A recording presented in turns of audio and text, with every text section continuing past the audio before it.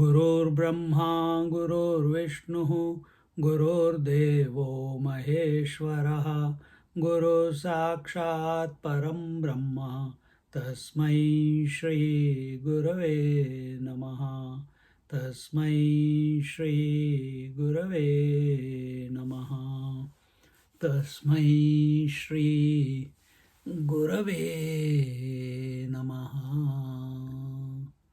We are in Amrutanubhava, chapter 7, verse number 192. And here again,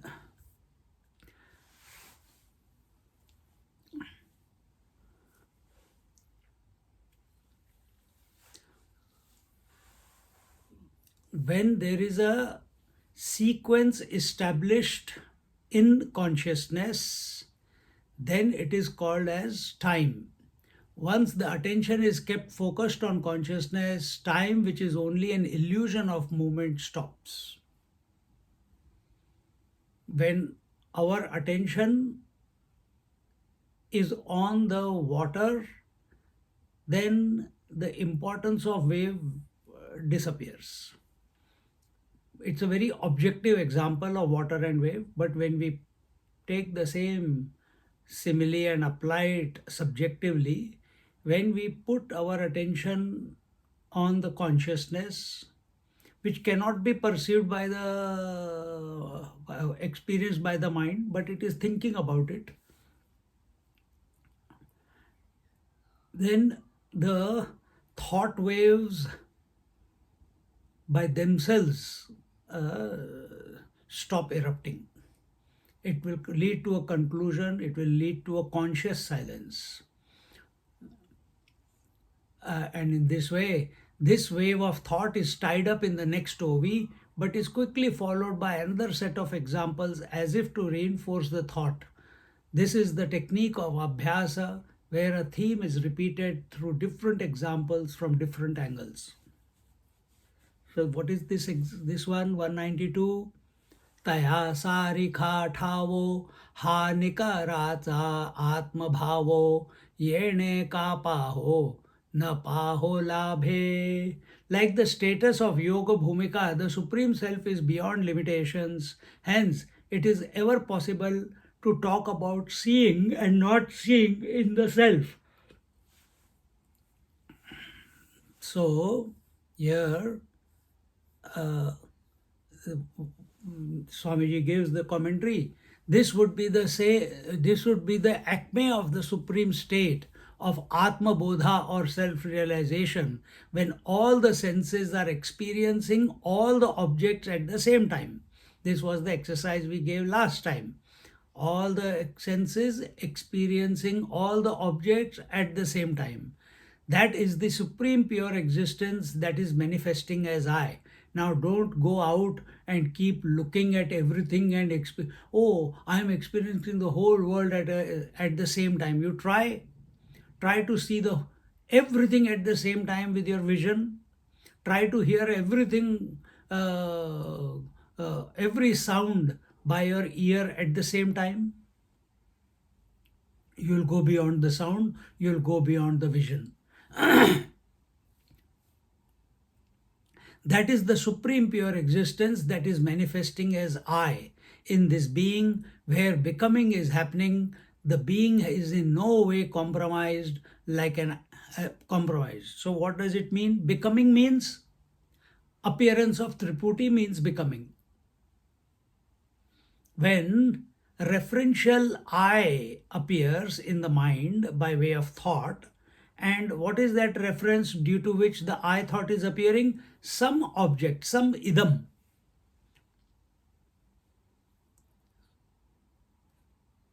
See, The Supreme Self is not opposed to appearance of thoughts in the mind. The Supreme Self is not opposed to, against appearance and disappearance of subject, object, and the instrument of knowledge. Experiencer, experienced, experiencing, knower, known, knowing, seer, seen, seeing, hearer, heard, hearing. The self is not opposed to that. When we say self is not opposed to that, does it mean that they exist? No, they don't exist. They are only an illusion. Just like water is not opposed to appearance and disappearance of waves, the sky is not opposed to appearance and disappearance of the blueness of the sky or the rainbows. The gold is not opposed to appearance and disappearance of the ornaments. Similarly, the self, the conscious, pure consciousness that we are, the witnessing consciousness that we are, is not opposed to appearance of Triputi and disappearance of Triputi. Catch this about yourself. This is a very important point. Rather than thinking that I am the thinker, understand thinking is only a phenomena. You be attentive of the conscious principle. If you become conscious of the Triputi, then immediately you are becoming someone. You're becoming the I. You're becoming the father. You're becoming the mother. You're becoming the son. You're becoming the sukhi dukhi, joyful or sorrowful, rich or poor. You're becoming something. Where becoming is happening, the being is in no way compromised. So even though this phenomena of becoming, meaning the Triputi, the Triad, is going on, which precipitates into a referential existence, the witnessing consciousness is not affected, influenced, enslaved by that phenomena. And it is your experience. You know the phenomena of waking, dream, and deep sleep comes and goes. You know within the phenomena of waking and dream, you become the father, mother, daughter, sister, employer, employed, rich, poor, wealthy, and not wealthy. So many things you become in the waking or the dream. But are you affected? The one who knows that the waking, dream, and deep sleep come and go, is that fellow affected by these various becomings in waking and dream? No. Catch this about yourself. Like an actor whose essential being as husband or father, etc., is not influenced by whatever role he plays, that is, he becomes on the stage. In this state, one cannot talk in terms of seeing and not seeing, knowing or not knowing. So another example Swamiji has taken, and that is Natakadeep. This is one of the chapters in Panchadashi. And here, a person who's acting on the stage, he doesn't forget that he is the father, he is the man, he is the husband. See? But he's playing the role of a woman, he's playing the role of Hanuman, he's playing the role of a great king, he's playing the role of a murderer or a beggar or someone. But it's just a role. So that I, which is with reference to something, idam, is only a role that it is playing. It's a referential role. Although it is beyond the seen or not seen, known or not known, yet every time there is a fresh new approach to the truth, because this is how the truth starts revealing in hundreds of ways, and one receives message from everything, everyone, and every situation. Because behind all the referential existences, Behind all the thoughts, behind all the emotions, behind all the idams, behind all the wakers, dreamers, and sleepers is that substratum, is that supreme reality, is that pure consciousness, and that you and that supreme reality, which is beyond the seen or the not seen, beyond the manifest or the unmanifest. It is beyond what is known and not known. Waking dream is the known and deep sleep is the unknown. And in spite of that, that truth continues to exist, and because on that truth these triputis come. Every time a triputi comes, it's an opportunity for us to dive back into who we are essentially. Meaning, every object that is coming to you by way of nature, unasked, it becomes an impetus for us to recognize the expression of reality as that, because that reality is the substratum. Every wave is an opportunity to know that the substratum is the water. Every ornament is an opportunity for us to recognize the gold, be available to the gold. Or the other choices, be lost in the ornaments. But here, thinking positively, in fact, it is the gold alone which is expressing as the or supporting all the ornaments, meaning all the ornaments are nothing but the glory, the vibhuti of the gold. Similarly, this is a complete turnaround. Before we were trying to reduce the thoughts, etc., etc. Now we are saying that pure consciousness alone is the uh, material that has gone into making the thoughts. The triads. Triads cannot exist without the pure consciousness, the substratum. So, what is the material that has gone into the triads? The subject, the object, and the instrument of knowledge. It is nothing but the pure consciousness. Who is the maker of the triad? Nothing but the pure consciousness. It's all happening in that one.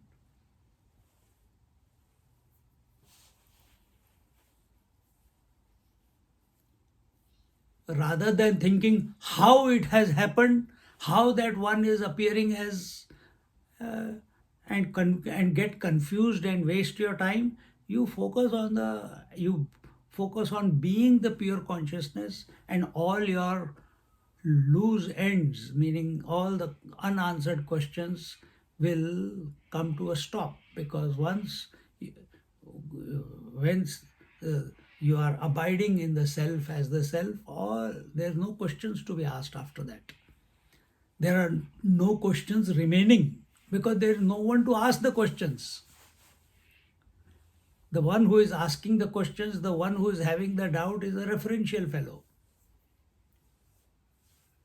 Here it is you and me are the referentials.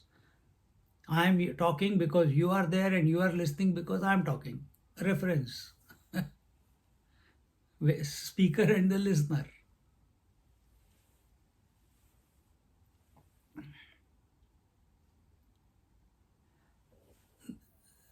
Every time there is a fresh new approach to the truth, because this is how the truth starts revealing in hundreds of ways, and therefore the same thing, the same topic of reality, the pure consciousness, the Paramatma or the Atma, is explained in n number of ways.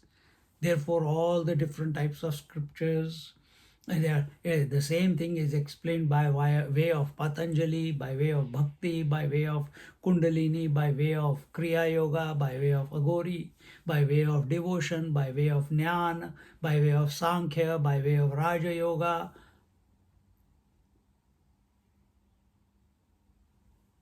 Is the same one expressing in various ways, and these are not the conclusive. It keeps expressing in even more, ever fresh, ever new.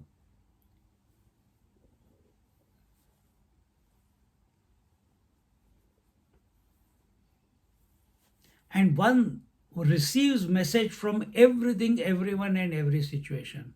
When we are in tune with consciousness, then we are in tune with nature. Then, because nature cannot express without consciousness, then any stimuli that comes to you becomes a precursor for us to get a message, and so that we dive back into being the pure consciousness. To him who seeks, to him who knocks, the door of the truth is opened. Meaning,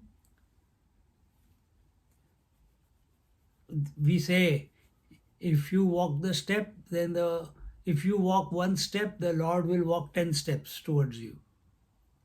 If you put a little bit efforts, the Lord will put even more efforts to bring you closer to Him. But if this urge is not there within our heart, if this thirst is not there within us, within our heart, longing for the truth is not there within our heart, with commitment, with dedication, with sincerity, to him who seeks, the one who, if we are not the seeker, if we are not knocking on the door of the self again and again and again, the self will not open the door, because the door always is opened from the inside. When we go to someone's house, we knock on the outside and the door opens from inside. We cannot open the door. If the person's house you have gone to, he doesn't want to reveal himself, he doesn't want to show himself, he will not open the door. What can you do? You have to turn back and go back. So similarly, knock and the door will open. And the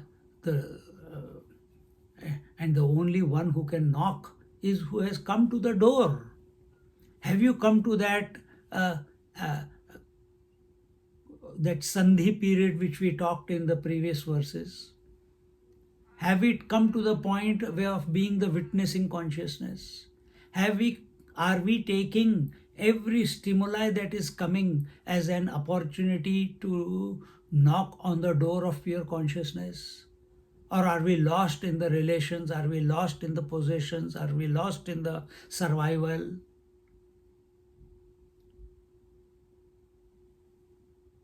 Or are we taking the opportunity to knock on the self?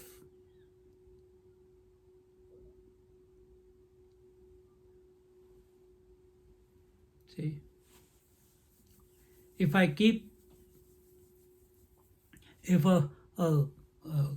gold is buried in the earth and I am getting some beeps on the scanner,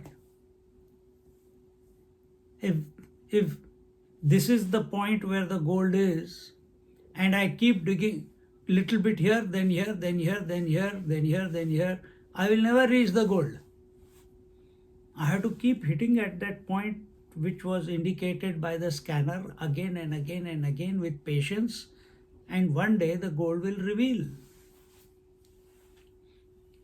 But here in this particular example, we are putting the efforts. But when it comes to the pure self, mere attention, mere thought,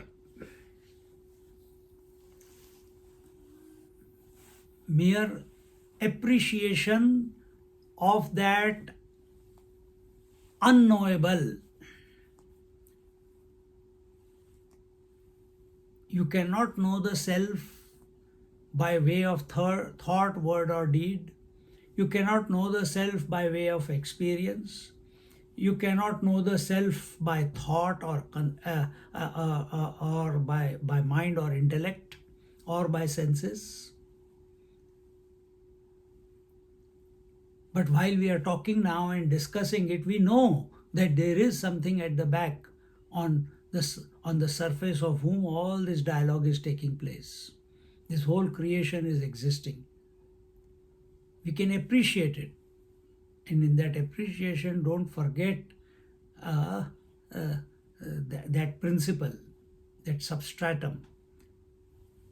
And how do we forget? by getting distracted by the thoughts, by getting distracted by the objects.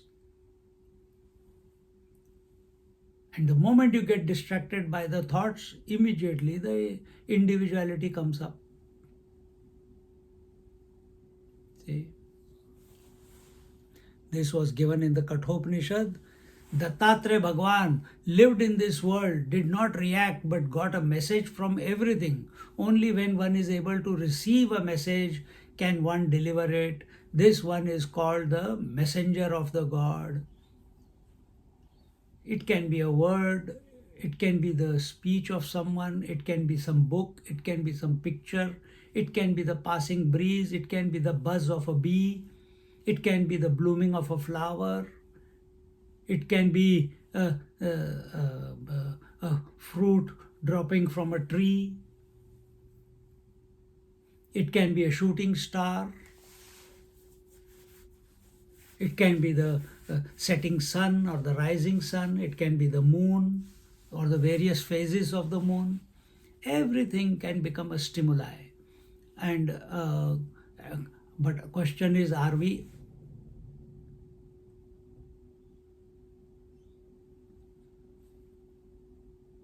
available to receive a message?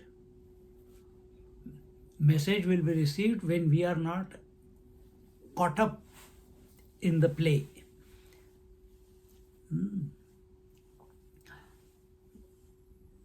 When we are looking at this, I'm here in the room, the laptop is on the table, I'm talking to you. Many of these examples have come before, and it can become very mechanical. I keep repeating the same thing, the same dialogue, same. You will also, on the other side, listening to it, yeah, I've heard it all before. It's not anything new. It's not anything interesting. It is not, he is repeating the same thing. It can come across that way.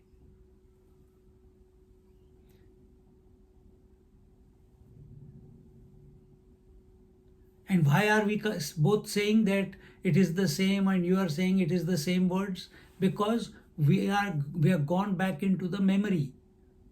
We are not present 100% here. Therefore, mechanical repetition or mechanical listening leading to boredom.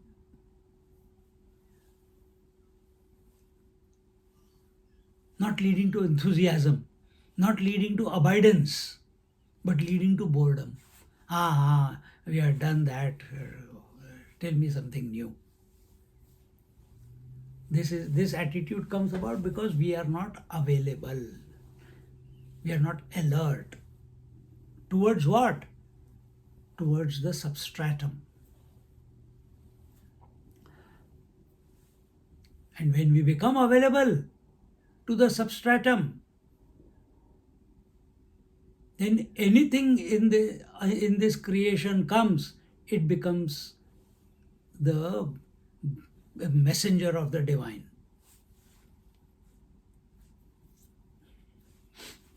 See?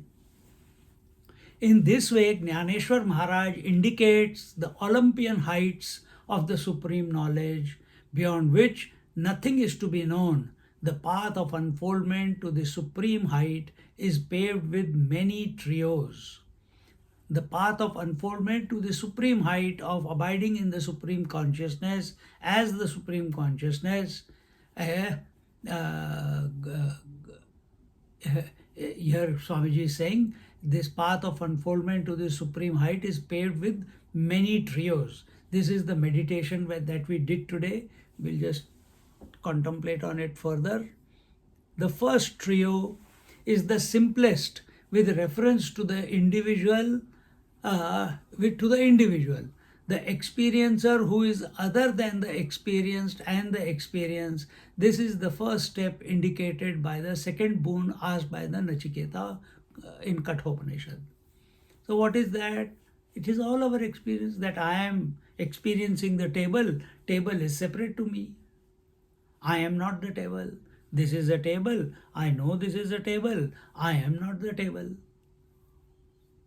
Then who am I? I am the experiencer. What is the experience table?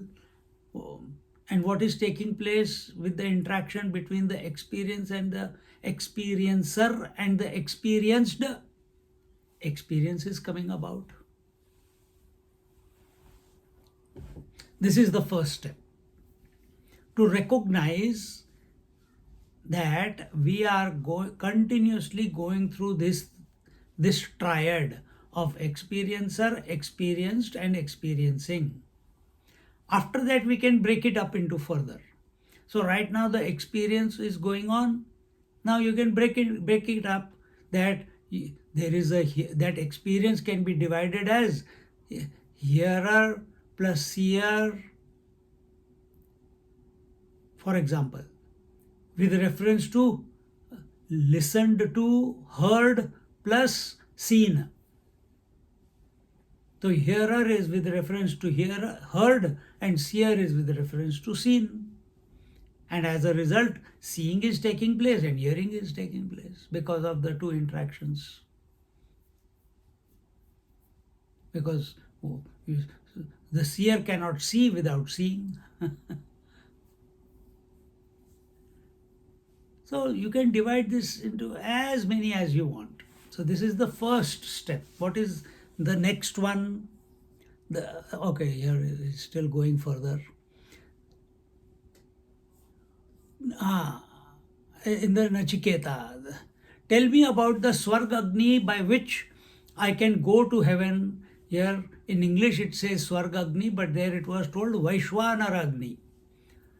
What is that Vaishwanara Agni by which I can go to the heaven? The aim here is not to prove the existence of heaven or hell, but to lift the seeker who has identified himself with the gross body to the first glimpse of the thought that I exist even after dropping the body.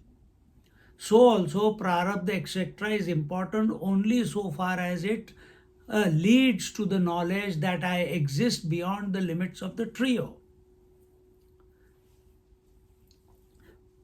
So all our Vedas, our Upanishads, our Panchadashi and texts like Amrutanubhava, Bhagavad Gita, it's an attempt to make us recognize that we are a continuous entity, that we are beyond the prarabdha, that we are beyond this gross body, that we are beyond the imaginations, that we are beyond the conceptualization, we are beyond the waking dream and deep sleep, we are beyond the thoughts, we are beyond the trios.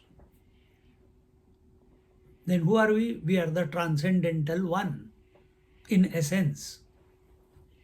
For that, our obsession with the fleeting has to be systematically given up. The second trio is the experiencer of the waking state, different from the experience of the dream state. So contemplate. Is the waker same as the dreamer?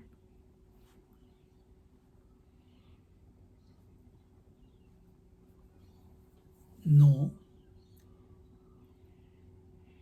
But go one step behind.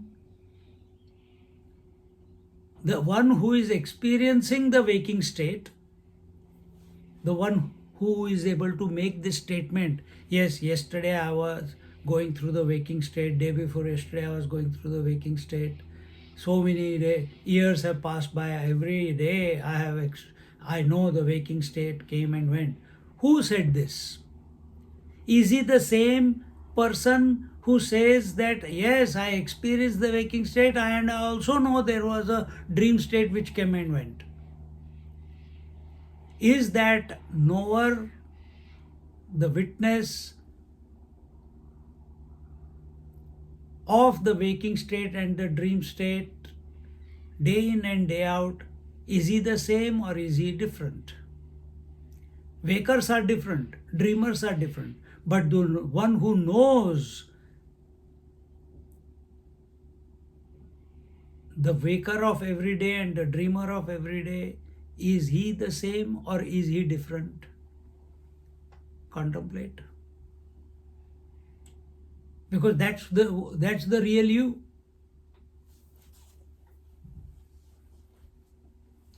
This is the second trio. So waking state meaning the waker, the waking world and the waking experience. Dreamer, dream world and the dream experience. Who knows these two? Third trio. Is the waker of yesterday different from the waker of today? Huh? Is the waker of yesterday different from the waker of today?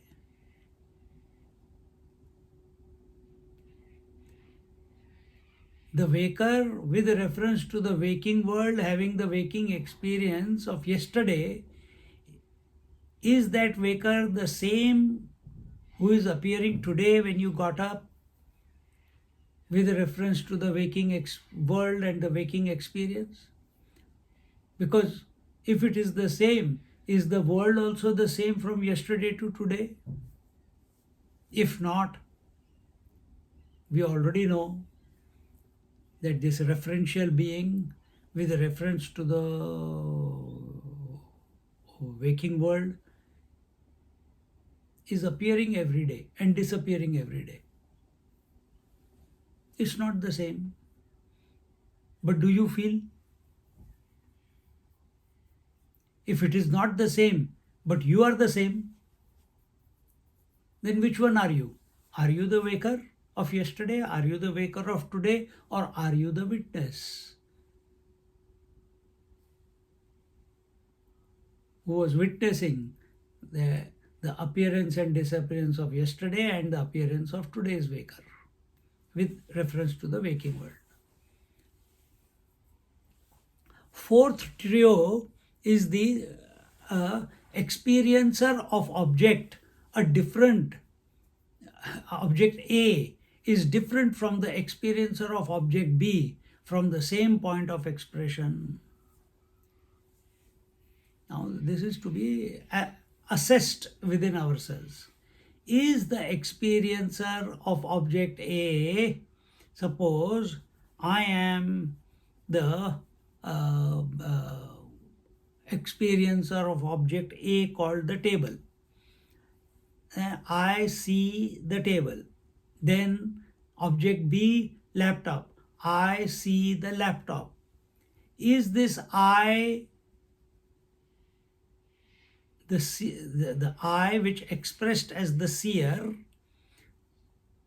of object A and the seer of object B, is the seer common or separate?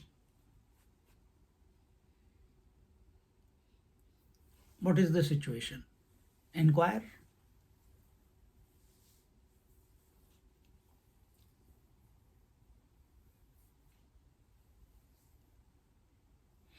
Remember the rule, anything that comes and goes is inert.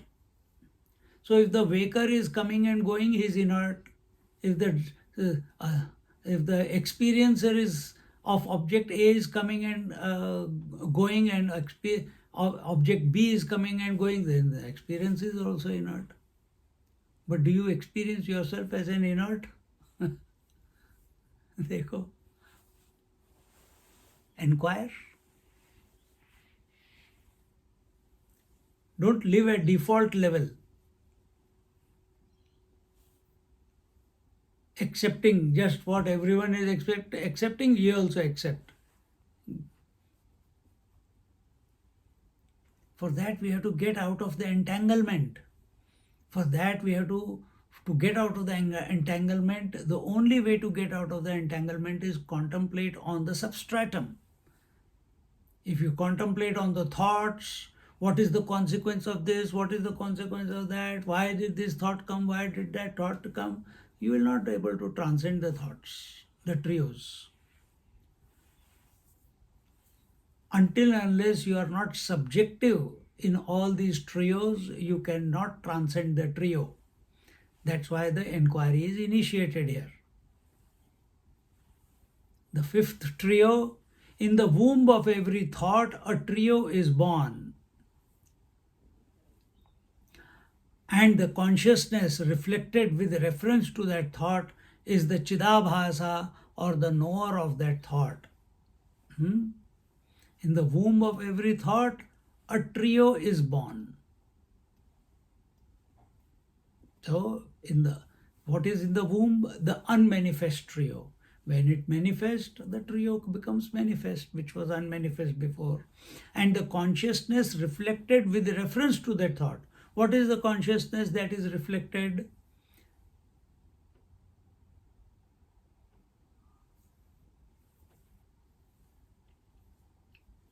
That reflected consciousness is the knower of that thought. And what is the thought? Aham plus idam plus the instrument. Thought cannot be complete without the aham and idam, subject and object. But which subject and object? The fleeting subject and object. The temporary, illusory, phenomenal subject called as I thought. See? This pattern of many trios, which happens with reference to one point of expression, also occurs from every point. This trio is not happening only at one place. It is not happening only that I am the seer and with reference to the scene. No, you are also a seer with reference to the scene. Every person in this creation where life is expressing is being the seer, being the experiencer with the reference to the experienced. So it is happening simultaneously at so many places.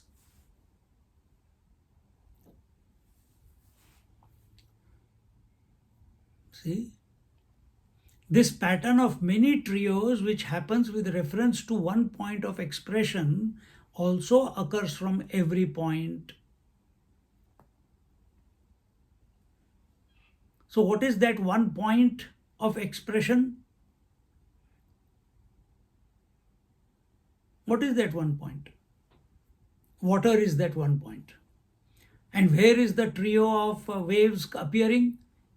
Anywhere and everywhere on the surface of the ocean, of the waters. Similarly,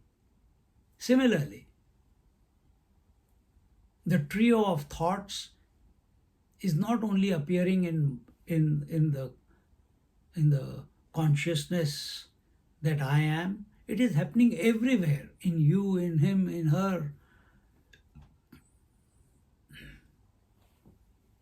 Therefore, as explained in the previous OV, that when one is able to appreciate that the self is I, appreciate that the self, the I, is the support of all the trios, known and unknown, then alone will one not be influenced by them.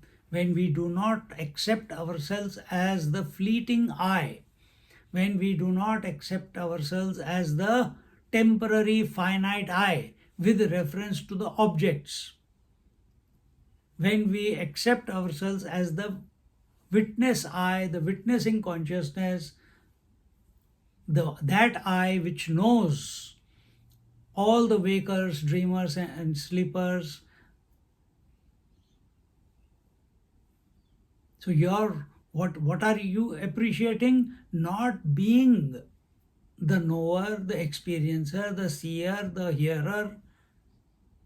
Then what are you appreciating? You are appreciating the substratum on which these trios are coming and going. Because it is in your cognition that you know that right now you know that these thoughts, that the words that I am speaking are coming to you by way of thoughts in your mind, and no thought is permanent. It comes and it goes. But you don't feel that you are coming and going. That one who does not come and go, but merely illuminates, allows all the finite trios to come and go, whether they be large trio, microcosmic trios, or macrocosmic trios. But you remain uninfluenced. You remain undisturbed. But that is only possible when we become attentive towards the substratum, we become attentive towards the witnessing consciousness. Then only we can transcend the relative, correct. This is the pure existence uncontaminated by anything. This witnessing consciousness is the pure consciousness in itself, and it is not, uh, what do you call, what is the word they use it? Uncontaminated. There is no blemish of any sort. It's ever pure by anything. This is the height of understanding. Beyond this, there is nothing to be known. So what is that which is beyond which there is nothing to be known? That you are that constant, unchanging, continuous witnessing consciousness. And what is that discontinuous? Discontinuous are the trios, all types of trios that we just talked about. They come and go. You don't come and go.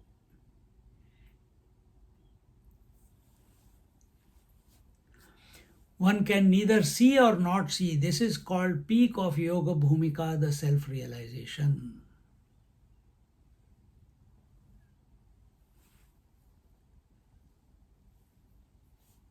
You are beyond the Sat Asat. You are beyond the Chit Achit. You are beyond the seeing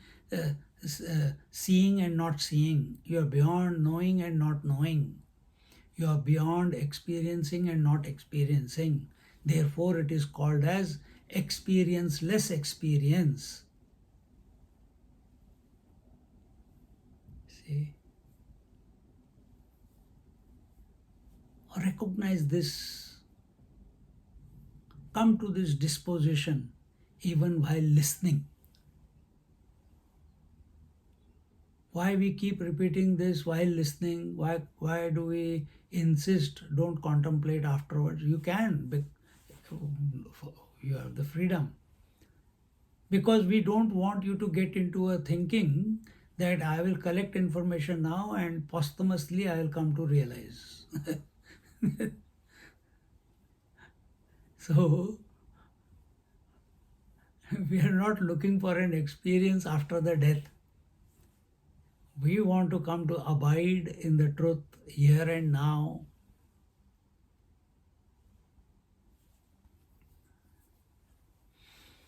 Having given such a vision through examples, the state of this absolute vision is explained by means of some examples.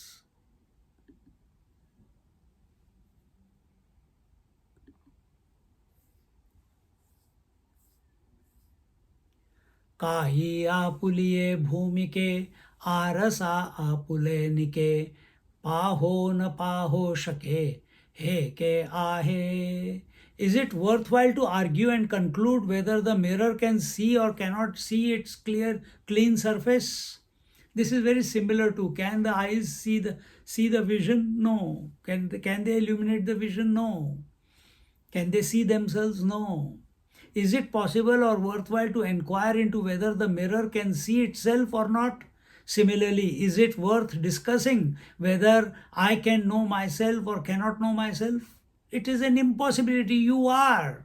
Go beyond knowing and not knowing. Go beyond seeing and not seeing, because all that is possible only because you are there. Similarly, all reflection is possible because the mirror is there. Can you say the mirror knows itself or does not know itself? What happens to the ocean when the waves die away? What happens to the fire when flame dies out? It is a futile exercise to inquire into such questions relating to the truth, because when you talk about some object in this creation, you will get some answer. You will get some answer. And what will you answer? What happens to the fire? What happens to the ocean when the waves die away? Ocean continues to be ocean. He is not affected by coming and going of the wave. Why? Because waves were a phenomena. They were temporary. They were finite. They were existing in their own absence. Actually, there was only ocean.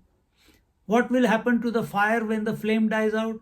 The fire element never dies out. Fire element is continuous. Its expression as fire at one particular point has has concluded. So where has the fire gone back? It has gone back to being the fire element. It is futile to exercise to inquire into such questions. It is like who came first, the egg or the chicken?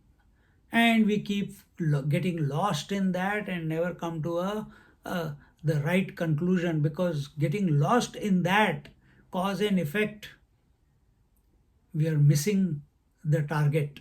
The target is transcendental. Alert from no backups for 1,489 days. We are not into backups.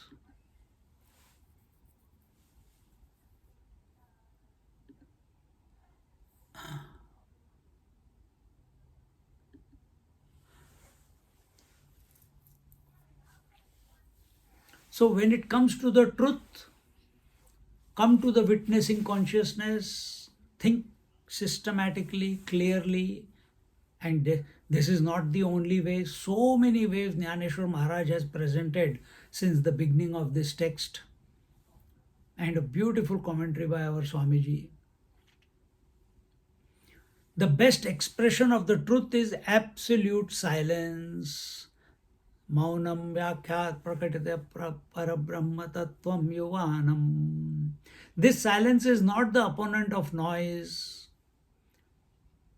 And what is this silence? This is conscious silence.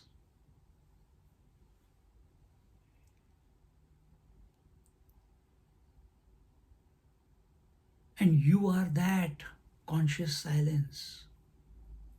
Don't look for it outside. Don't look for it in the caves. Don't look for it in the mountains. Don't look for it in the temples. Don't look for it in your children, partners, experiences. You are of the nature of conscious silence. And what is this conscious silence? It is that transcendental silence which is undisturbed by sound or no sound, experience or no experience.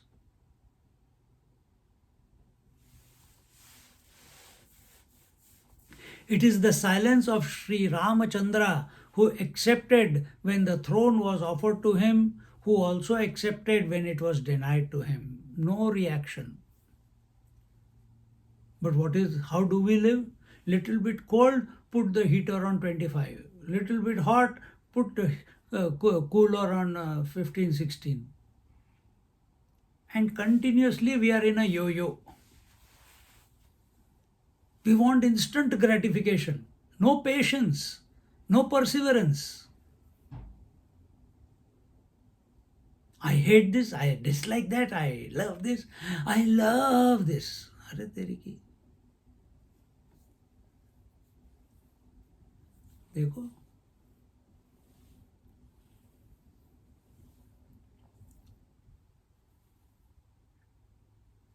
the pure consciousness, the Sadvastu, cannot be brought under the purview of discussion. If it cannot be under the purview of discussion, then what are we doing, sir? Only discussing? We are bringing your attention to that which cannot be discussed. We are bringing your attention to that where you, as the seeker, will vanish. When? Here and now. See?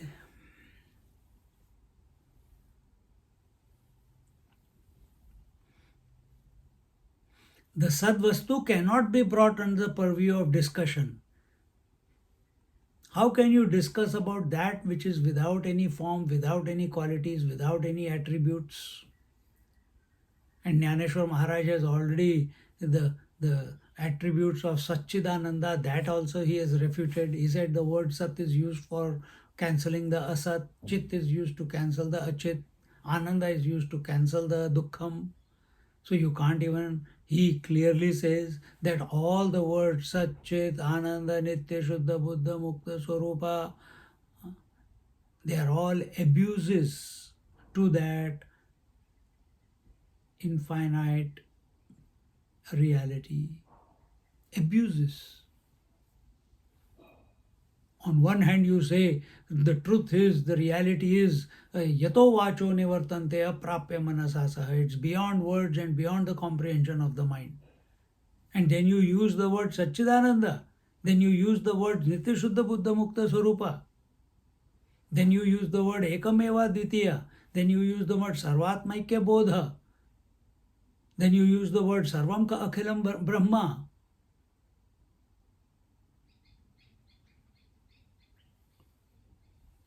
All these words are only pointers. They are indicators to that which is beyond. That which is beyond is necessarily pervasive.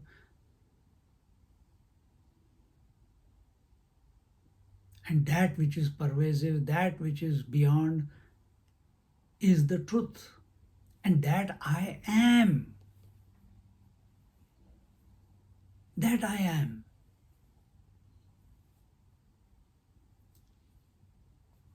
This inquiry is not to prove something outside. This inquiry, by utilizing various words, is to bring us to such a disposition where we are accepting our selves as the pure consciousness, initially by thought.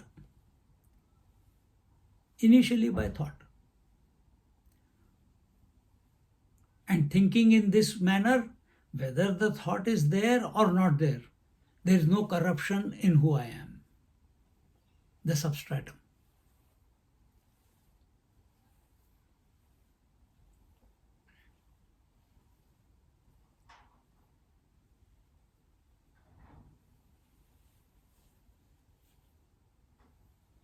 It is the nature of Paramatma to express as Triputi, not from one point but from a million points.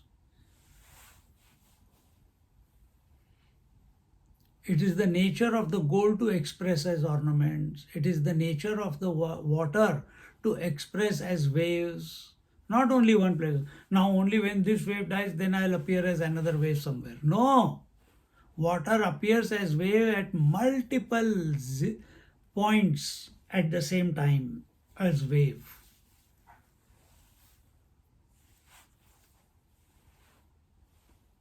Space doesn't appear as accommodation in one house, and only when one house is destroyed, then it will appear as a accommodation in another house. No, it is appearing as it is accommodating every house, everyone, everything in this creation, past, present, and future.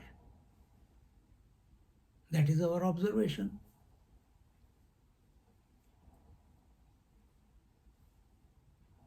Our mind is also accommodating. The mind space is accommodating the trio of waker, waking world, and waking experience, the trio of dreamer, dream world, and dream experience, and their absence. Is the mind affected by coming and going of the waking and the dream and the deep sleep?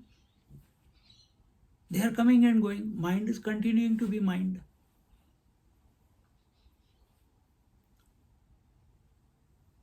That mind which is not disturbed by the coming and going of waking, dream, and deep sleep is pure consciousness, is the truth.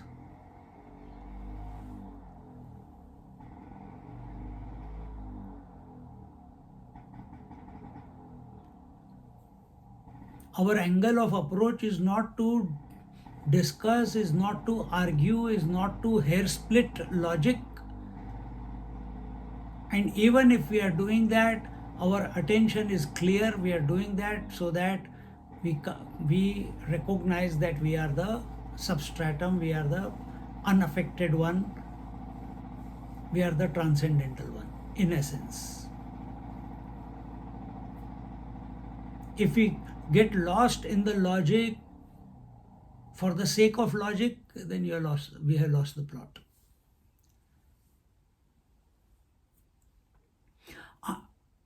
When ignorance is devalued, where here?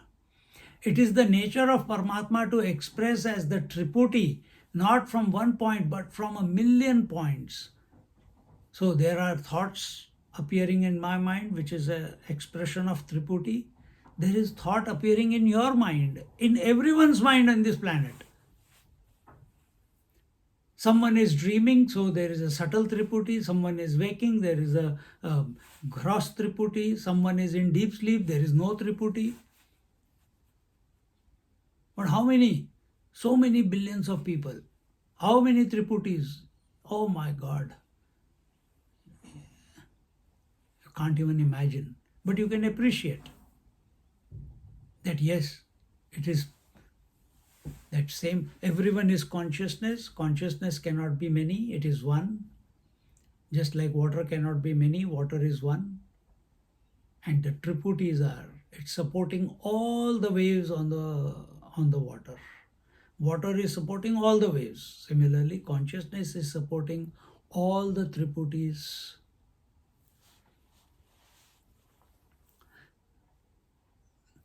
When ignorance is...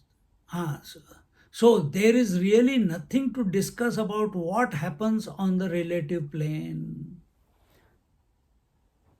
What does it mean? There is nothing to discuss.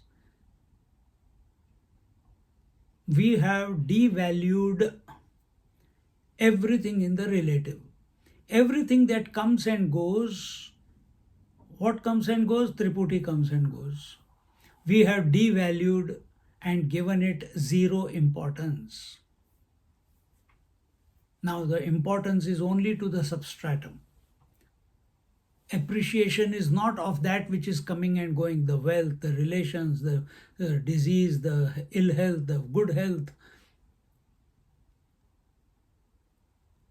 Then where is our attention? Our attention is on the substratum, unaffected by someone getting married, someone getting divorced, grandchildren coming, grandchildren going, grandchildren listening, grandchildren not listening, body listening, body not listening, mind listening, mind not listening. Go beyond everything. While you are still healthy, you don't know how life is going to turn out to be. So while we are healthy, while we have the capacity, while we are able to understand, not out of fear, but you see around. Nobody wants to have dementia, but people are having. Nobody wants to be sick, but people are becoming sick. Nobody wants cancer, but they are getting cancer. The more we think about these things, they will pursue us. The more you think about the substratum, you will abide in the substratum. It will pursue you. It will reveal to you.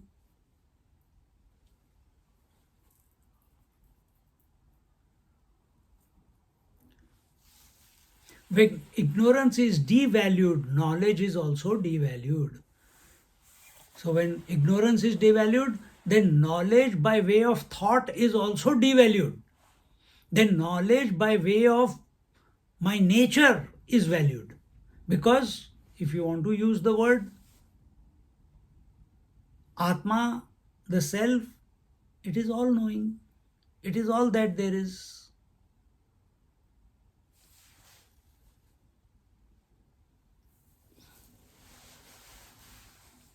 The word all knowing is temporary. It begins and it concludes. But what it is indicating is not a concept. What it is indicating is not coming and going. What it is indicating is you, the essence, the pure consciousness, the reality, which is neither coming nor going.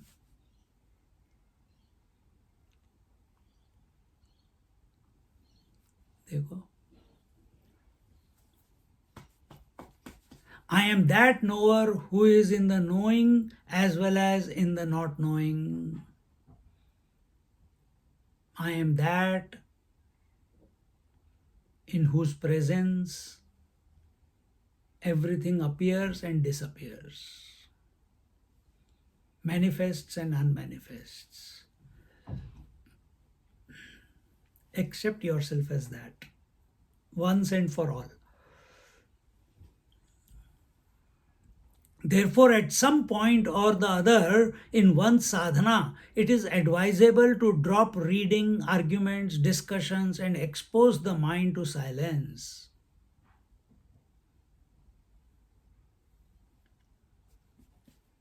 Oh, I think I am accessing silence. I will drop everything now. If that is where I have to reach, I'll stop now. First, understand correctly who you are. Only scriptures and such texts can explain to you. You cannot eat if your tummy is full with 8 chapatis, you cannot eat the 8th chapati first and fill up your tummy. You have to go through the process of 1, 2, 3, 4, 5, 6, 7, and when you eat 8, now I'm full. So here when they are talking about stop reading, discussing and that is the ultimate. It must happen naturally, not an imposition on yourself, not a willful act. It's a natural disposition which has come about as a result of maturity.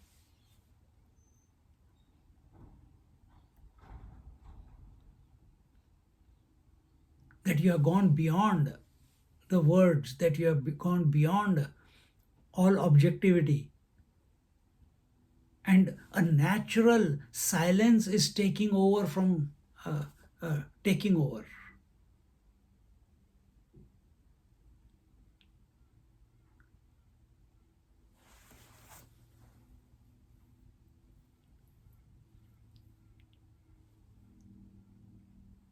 Contemplation,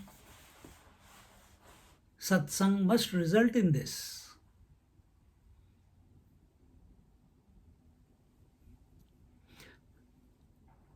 Gradually, the mind will lose its functioning ability, that is, the long entrenched habit of expressing in terms of Dvaita and Advandva.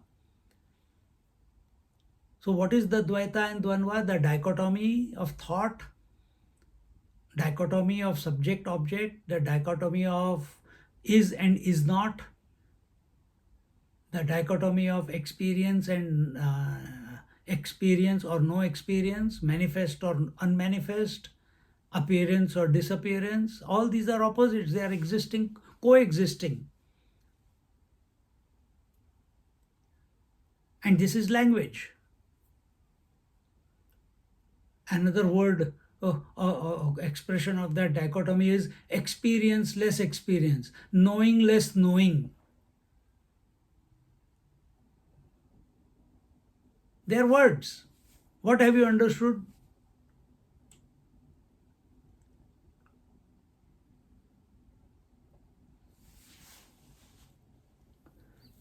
So all the language, Sat, Chit, Anand, is only for Asat, Achit and Dukkham. Duality again, Sat, Asat, Chit, Achit, me versus you, speaker versus heard, teacher and student, again duality.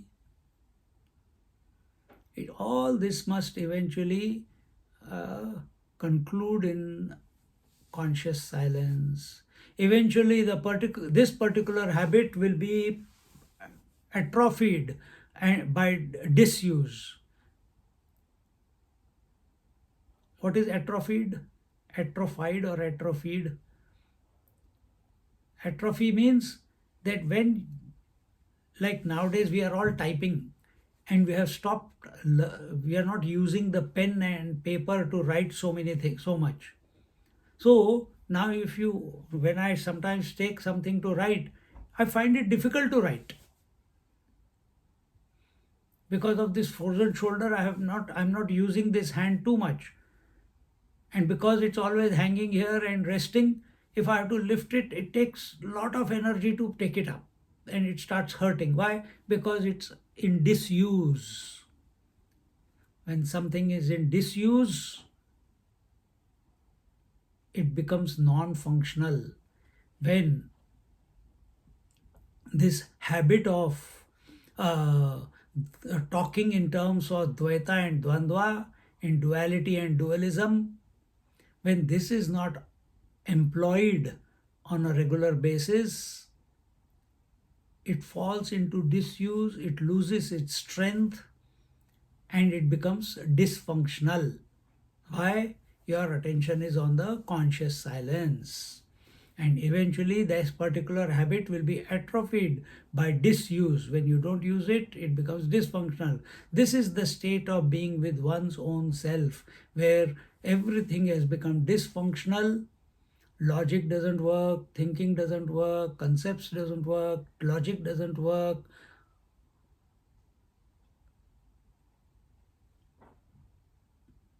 Sadhana doesn't work, japa doesn't work, kriya kundalini doesn't work, because it has reached its peak. You have worked it out. That these are all temporary, these are all finite.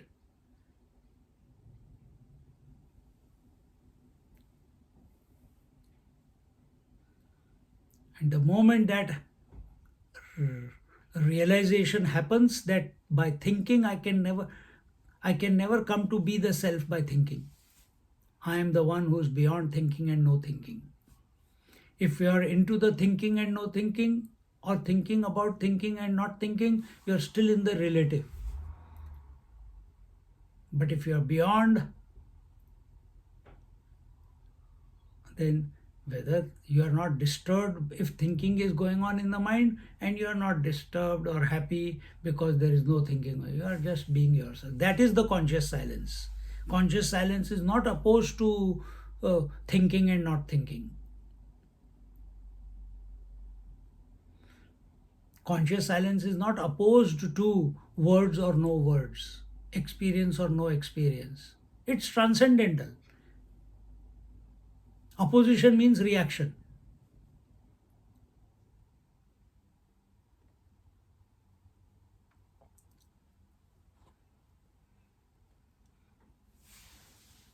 This is the state of being with one's own self.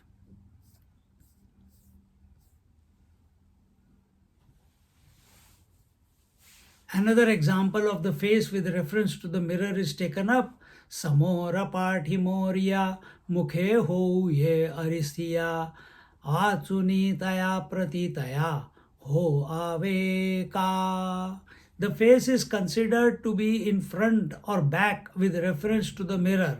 In fact, can the face be considered as back or front? When the face is in the front of the mirror, it is said that the mirror is in front of the face. Or if the face is behind the mirror, it will be said that it is behind. This front and back of the face is with reference to the mirror. By itself, the face is neither in the front nor in the back. Similarly, with reference to the trio, the experience termed as happy or miserable is only a relative subject, the pseudo subject, not the real one. Hence, the definition of Anandam is independent existence, independent of the experienced, and therefore does not suffer from Sukham Dukkham of the pseudo subject, the individuality.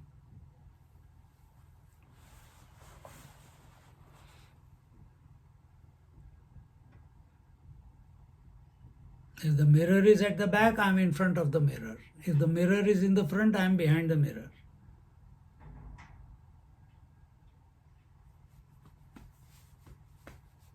Where are you? So again, what is this told? That you are the transcendental one. You are the unchanging one. You are beyond all duality. If we are caught up in words, there will be some doubt somewhere or the other. If we think according to the scriptures or masters, then we'll lead to this conclusionless conclusion. We'll abide. And that abidance in the conscious silence is beyond in, out, right, wrong. In other words, beyond all opposites.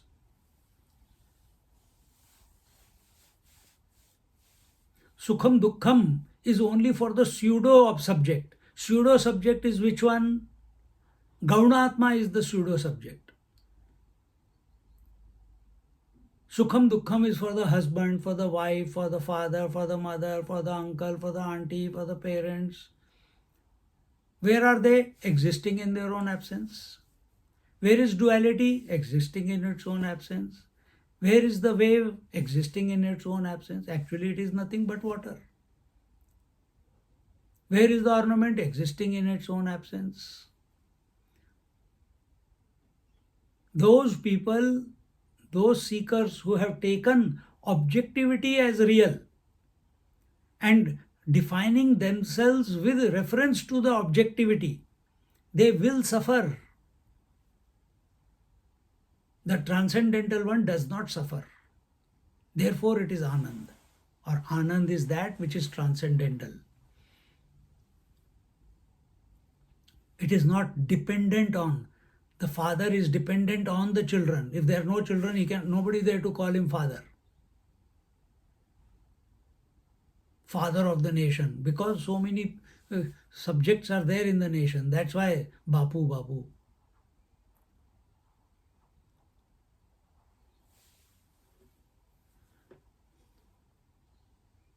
Ocean is called ocean because there is innumerable number of waves. If there are no waves, there is no ocean. There is only water.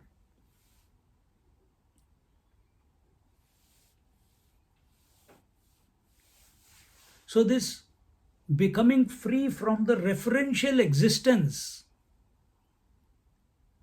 is independent existence. And that independent existence is the witnessing consciousness. That is the truth.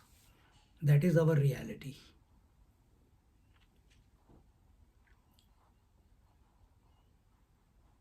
So don't be lost in virtual reality, which is the Gaunatma.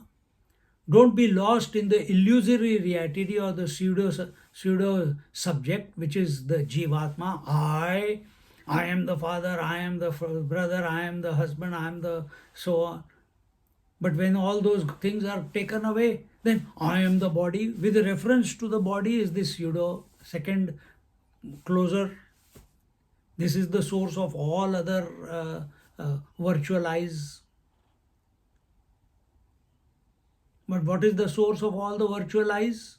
Virtual relationships that you have created for yourself, which are by nature miserable or happy.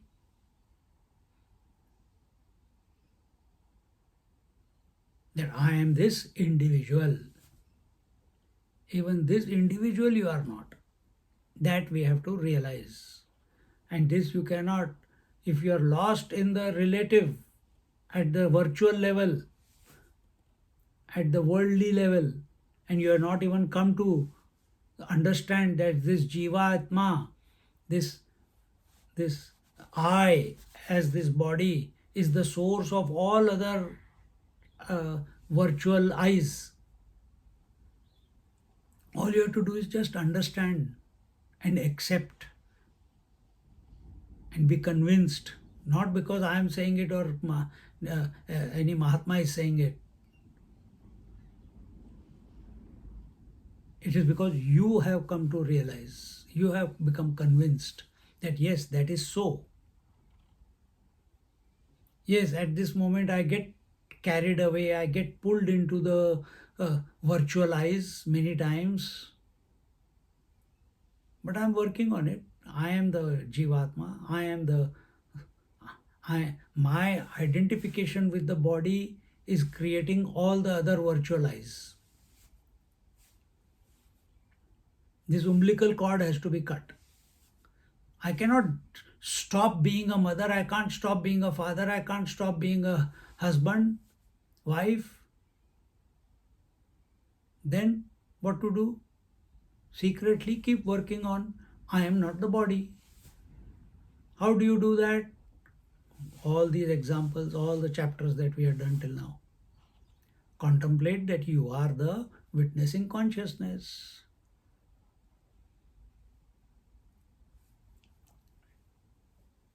The pure Advaita face will never be referred to as reflected face unless there is a reflecting medium in front of it. The man will never be called an husband if there is no wife in front of him. That is the reflecting medium. The moment the mirror is brought in front of the original face, a second face that is a reflection of a face is created. The moment a wife is brought in front of it, a second face appears, which is a second personality appears, which is called husband. The original is still there, but now reflected, just like a mirror is brought and suddenly you are the original and there is a reflected one also seen in the mirror. Exactly the same way. The original is still there, but now the reflected one with reference to wife is seen, and that is the husband. The moment the mirror is removed, the reflection as well as the reflected face are removed along with the mirror. The moment wife goes away, the husband also goes away. The duality also concludes. Think. In the worldly sense, this happens so fast. You're talking to the wife as a husband. You're talking to the children as father. You're talking to your parents as the son. So fast it's going on. Then the parents die. Now less things to worry about. Only husband and wife and children. But do we wait for everyone to die? Do we wait for everyone to go away and or do we work on ourselves? Then you will feel guilty that why am I wishing that they should die? Why am I wishing that they should divorce me? Why should I? No, you take full responsibility. Work on yourself. That even while living, while in those, the world is seeing that this fellow is in relationship, but within you, you're totally aloof. And what is that? Here, the example that is given, understand the principle. The moment the mirror is removed, the reflection as well as the reflected face are removed along with the mirror. You cannot remove the reflection and keep the mirror there only. It's not possible. The reflected face was there only because the mirror was there.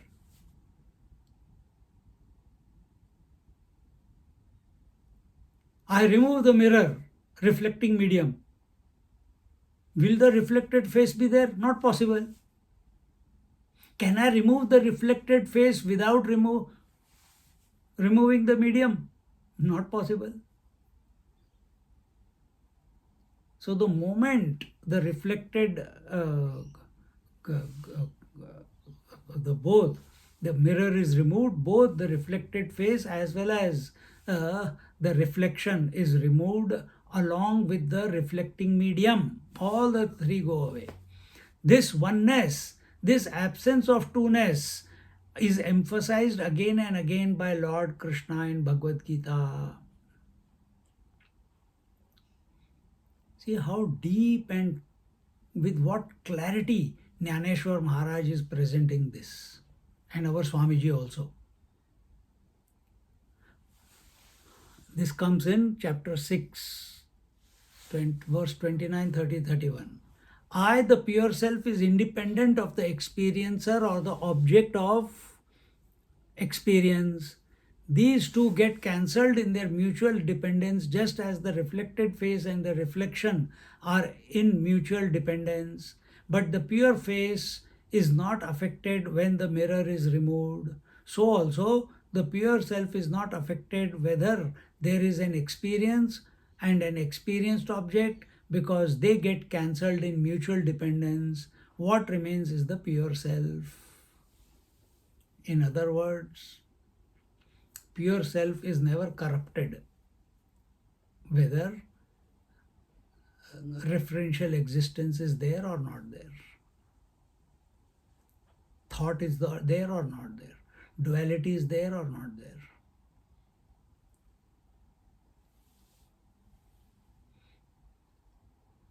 So pure face is not affected when the mirror is removed. Pure face continues to be pure face. The man continues to be man if the wife goes away. It was only because when she was there, he saw the reflection and he accepted himself as the husband. In that being the husband, he forgot that he was the man. And as a man, he can take any role that he wants. But as a husband, husband is possible only with reference to wife. The father is only possible with reference to children. But man, he can take. Man is independent of all the mirrors of wife, children, parents, etc. And as a result, the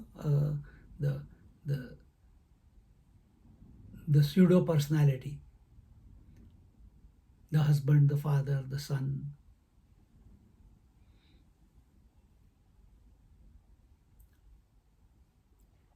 Contemplation on these examples will make one's position clear.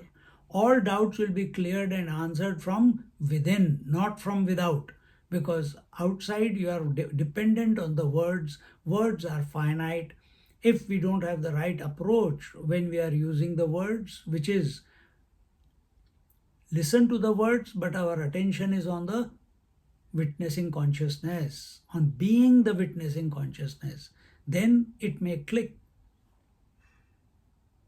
And when we do that, all these loose ends of logic and words, they all become consumed in that witnessing consciousness. And from there, intuitively, whenever a question arises in the mind, answer is always following it. No answer to one's problems can ever come from outside, because the problem is in me, and in me alone lies the answer. The more the thought is centered on this divine, eternal, omnipresent center, to that extent the truth is revealed. So don't accept yourself as a teeny, meeny, good for nothing. No, Swami, we can't. God is great. What can I do? Only when His grace happens. You are into the Arjuna first chapter, self-pity.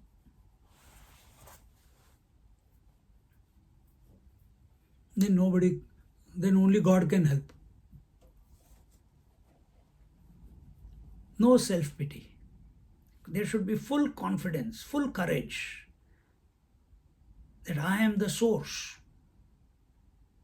Don't declare it in front of the world, but inside you, you know it. From there comes the strength and capacity to handle any situation in life, to find solutions for anything that life presents. Not because you are focused on life, because you are focused on the self.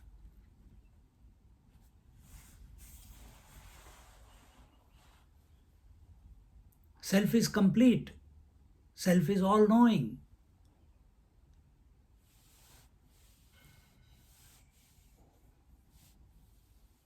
So the more we are centered on our essential nature and don't get lost in the words, the more, to that extent, the truth is revealed. So after this, another example follows. We'll look at it in our next class. Not. Om पूर्णमदा पूर्णमिदं पूर्णात् पूर्णमुदच्यते पूर्णस्य पूर्णमादाय पूर्णमेवावशिष्यते ॐ शान्ति शान्ति शान्तिः हरिः ॐ श्रीगुरुभ्यो नमः हरिः ॐ